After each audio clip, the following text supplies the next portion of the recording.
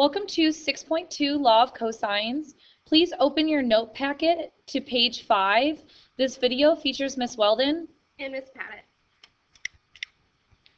Here are the 3 formulas for law of cosines. I just want you to take note that if you have an a squared equals, you also have a cosine a.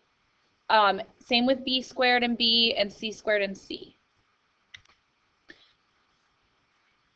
All right, case 1 is given side, angle, side. Okay, so the first thing we want to do is label our triangle A, B, C. It doesn't matter which way you label your triangle. Let's fill in what we know. We know that A is 25 degrees. We know that B, so B across from angle B is 15, and we know C is across from angle C is 10 centimeters. Okay, so let's go ahead and look at step 1. Step 1 says to determine the side opposite the given angle by using the law of cosine. So our angle is A, so we want to find A first. All right, so we're going to use the formula A squared equals B squared plus C squared minus 2BC cosine A. Okay, that's really crooked.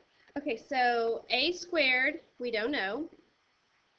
B squared, B is 15, so 15 squared plus C squared, C is 10 minus 2 times 15 times 10 cosine 25.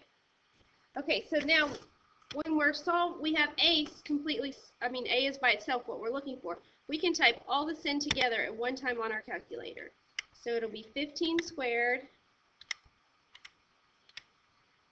plus 10 squared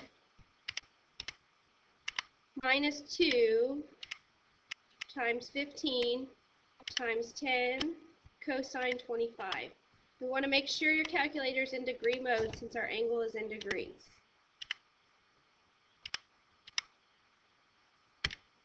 Alright, so we get A squared equals 53.1. Okay, since we're looking for A, we have to take the square roots of both sides to get A equals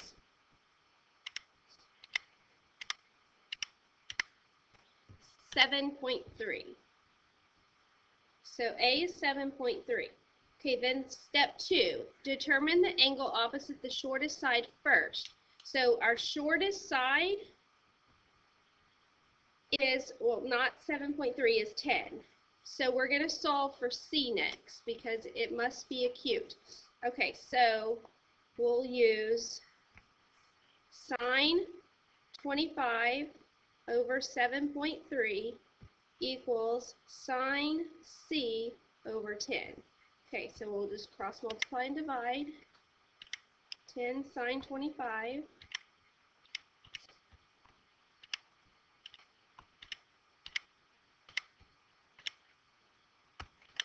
divide by 7.3. Okay, then we're looking for the angle, so second sine, second negative, and we get C equals 35.3. We'll round our angles to whole angles. So C is 35 degrees. Okay, now we need to find angle B. To find angle B, we just subtract from 180. So we have 180 minus 35 minus 25, and that gives us 160 degrees. So B is 160 degrees. Okay. Okay, that gives us 120 degrees, not 160. I was thinking 35 plus 25 is 60. Okay, 120 degrees.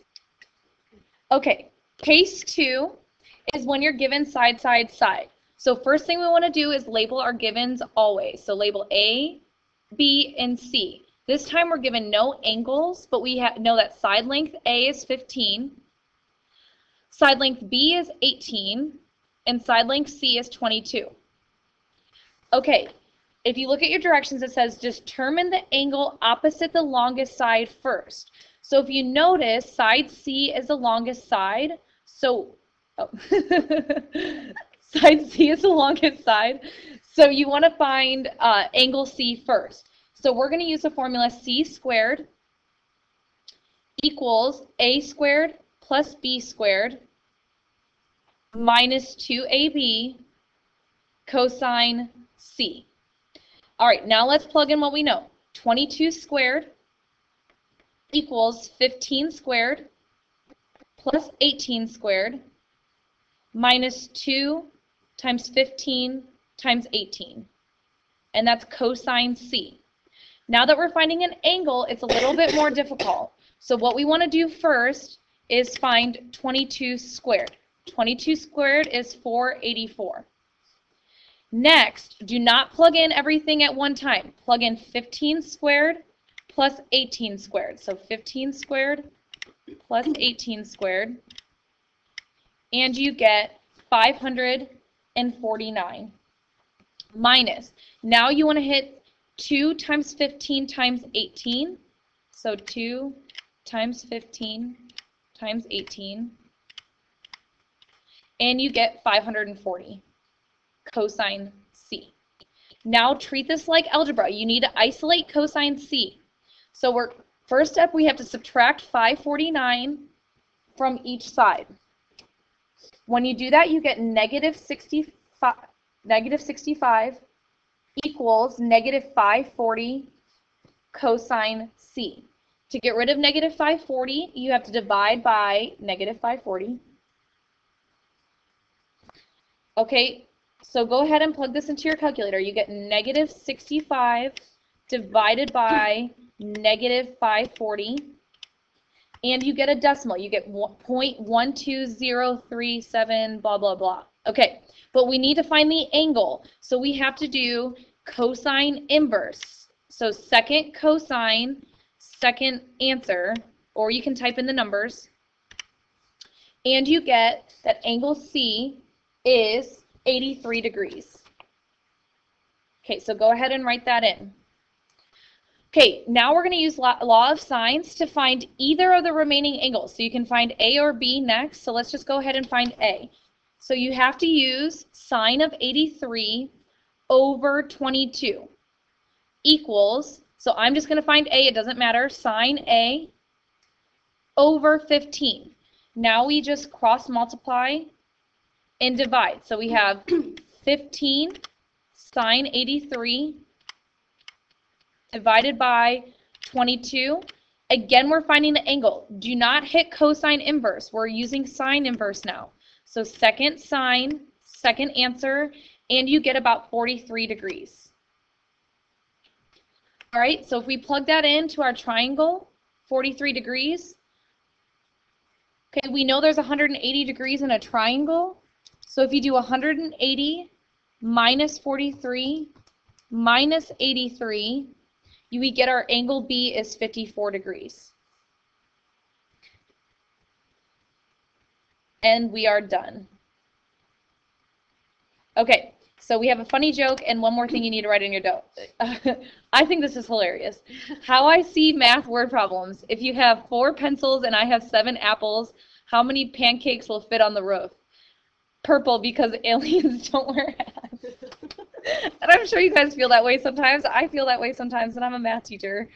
Okay, and I want you guys to write this down. This will be on your test. Yep, you're going to need to know this for your test. When did we use law of sines? So you'll use law of sines only when you have angle, side, angle, angle, angle, side, or side, side, angle.